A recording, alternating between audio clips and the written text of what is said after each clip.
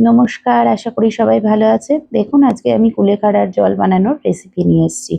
কুলেখাড়া পাতাগুলো ভালোভাবে আমি জলে ভিজিয়ে রেখেছিলাম, এবার চটকে চটকে ধুয়ে নেবো। পাতাগুলো ছাড়িয়ে ভালো করে ধুয়ে নিতে হবে ২ বার ৩ বার। গাছের পাতা, শাক পাতাতে অনেক নোংরা থাকে, ভালো করে জলে, পরিষ্কার জলে ভালোভাবে আমি ২ বার ৩ বার চেপে চেপে এরকমভাবে কুলেখাড়া পাতাগুলোকে ধুয়ে নেবো। এবার এই পাতা ধুয়ে নেওয়ার পর এবার দেখুন আমি একটা সসপ্যান নিয়ে নেবো। আমি একটা সসপ্যান নিয়ে নিচ্ছি। সসপ্যান নিয়ে এর মধ্যে এই দেখুন সসপ্যান নিয়ে নিলাম। সসপ্যান নিয়ে এবার এর মধ্যে আমি দিয়ে দেবো ১ কাপের একটু বেশি জল। এই দেখুন ১ কাপের একটু বেশি জল দিয়ে দিয়েছি। খাবার জল পরিষ্কার এটা দিয়ে দিলাম। পরিষ্কার খাবার জল দিয়ে দেওয়ার পর কুলেখাড়া পাতাগুলোকে জল ঝরানো কুলেখাড়া পাতা দিয়ে দিলাম এর মধ্যে। এর মধ্যে ভালো করে ধোয়া কুলেখাড়া পাতা দিয়ে দিলাম। ১ কাপ মানে ১ মুঠো মতন আমি কুলেখাড়া পাতা নিয়েছি। ১ মুঠো সমান কুলেখাড়া পাতা আমি এই জলের মধ্যে দিয়ে দিলাম। এবার নুন দিচ্ছি, একটুখানি নুন দিচ্ছি আর একটুখানি দেবো ১ চিমটে দেবো হলুদ।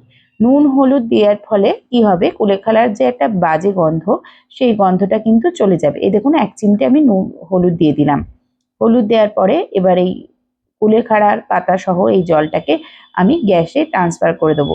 গ্যাসে ট্রান্সফার করে দিলাম। গ্যাসটাকে হাই ফ্লেমে রেখে গ্যাসের মধ্যে একটুখানি আমি এটাকে বসিয়ে একটু ফুটতে দিয়ে ঢাকা দিয়ে দেবো। ওপর দিয়ে দেখুন ঢাকা দিয়ে দিচ্ছি। ঢাকা দিয়ে এবার এটাকে ভালোভাবে আমি ফুটতে দেবো। ভালোভাবে ফুটে গেলে দেখবেন যে ধীরে ধীরে জলের কালারটা চেঞ্জ হয়ে যাচ্ছে আর পাতার যে নির্যাসটা সেটা জলের মধ্যে মিশে যাবে। দেখুন ফুটতে শুরু করে দিয়েছে আর ধীরে ধীরে পাতার নির্যাস কিন্তু বেরোতে শুরু করে দিয়েছে। এটা কিন্তু খুব ভালোভাবে ফুটতে দিতে হবে। খুব ভালোভাবে ফুটে গেলে এবার ধীরে ধীরে এটার নির্যাসটা এই জলের মধ্যে বেরিয়ে যাবে। দেখবেন এই দেখুন ধীরে ধীরে ফুটে গিয়ে ভালোভাবে ফুটছে এবং নির্যাস সমস্ত বেরিয়ে এসে পাতাগুলো প্রায় সেদ্ধ হয়ে গেছে। পাতাগুলো সেদ্ধ হয়ে গেছে। এবার এটাকে আরো ভালোভাবে ফুটিয়ে ঘন গাঢ় করে নিয়েছি। দেখুন কিরকম ফেনা ফেনা কেটে এসছে, পাতা সেদ্ধ হয়ে গেছে। এবার এটাকে ধীরে ধীরে গ্যাস থেকে আমি নামিয়ে নেবো। এটাকে গ্যাস থেকে নামিয়ে নিয়ে এবার আমি দেখুন একটা কাপের মধ্যে আমি ছেঁকে ট্রান্সফার করে নিচ্ছি।